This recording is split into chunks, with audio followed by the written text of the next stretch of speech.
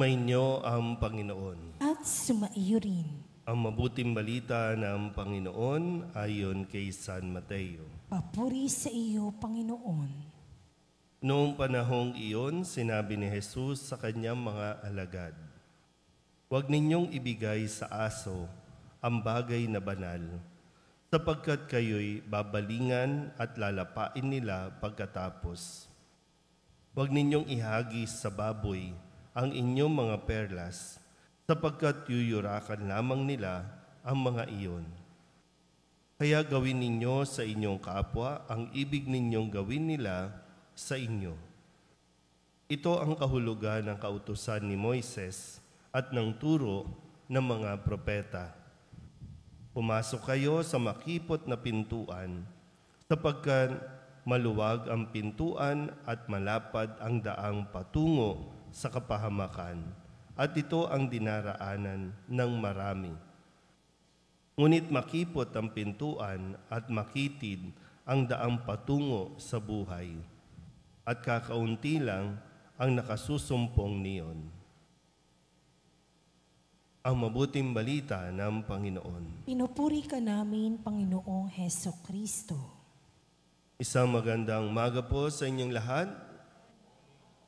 Ngayon po ay Martes ng ika-12 linggo sa karaniwang panahon.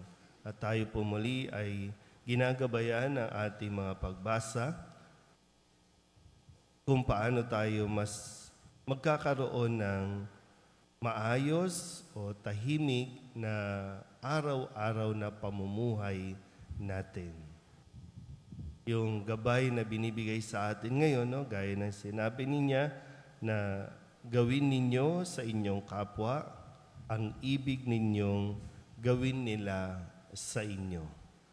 Ito ang utos at kahulugan ng lahat ng mga aral na binigay ni Moises at ng mga propeta.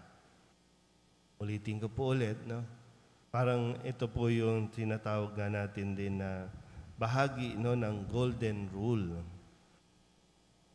Gawin ninyo sa inyong kapwa ang ibig ninyong gawin nila sa inyo. At ano ba ang gusto nating ginagawa sa atin din?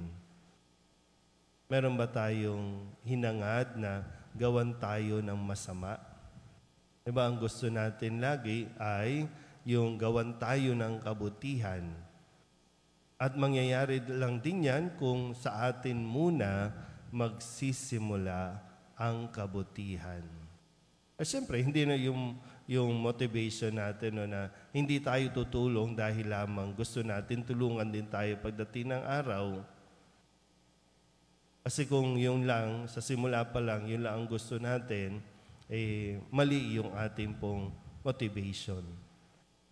Gumagawa tayo ng mabuti kasi sa simula pa lang, tayo po ay mabuti at mabuti ang hangarin natin. Kasi may mga pagkakataon at yung realidad na gumagawa tayo ng mabuti pero merong mga tao na gagawa ng hindi mabuti sa atin. Meron pa nga kapag gumawa ka ng mabuti, pagtatawanan ka pa, huhusgahan ka pa, pagdududahan ka pa. Pero kung sa aral na ibinibigay ni Jesus sa atin ngayon ay ituloy lang natin ang paggawa ng mabuti. Kahit walang nakakakita, gumawa tayo ng mabuti at maging mabuting tao tayo. Kasi ito din naman talaga yung sinasabi ni Jesus na kung ano yung gusto mong gawin ng kapwa mo sa iyo, ikaw muna ang magsimula na gumawa niyan sa iyong kapwa. Kung gantihan ka ng kabutihan, salamat sa Diyos. Kung hindi nila ma-appreciate ang iyong kabutihan, salamat sa Diyos pa rin. Kasi alam natin yung pakiramdam na walang tumutulong.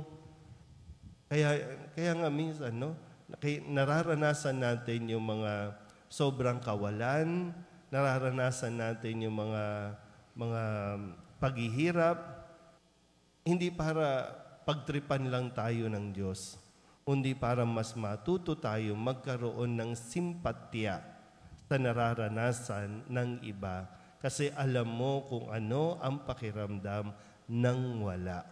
Alam mo ang pakiramdam ng gutom, alam mo ang pakiramdam ng naiiwan sa ere. So, kung alam mo yon, so hindi mo ito gagawin sa iyong kapwa kasi alam mo yung hirap na pagdaraanan o pinagdaraanan ng isang tao na pakiramdam niya mag-isa lang siya. Sana po, huwag nating kalimutan itong sinasabi sa atin ni Jesus ngayong araw na ito. Gawin natin sa ating kapwa ang ibig nating gawin nila sa atin. Amen?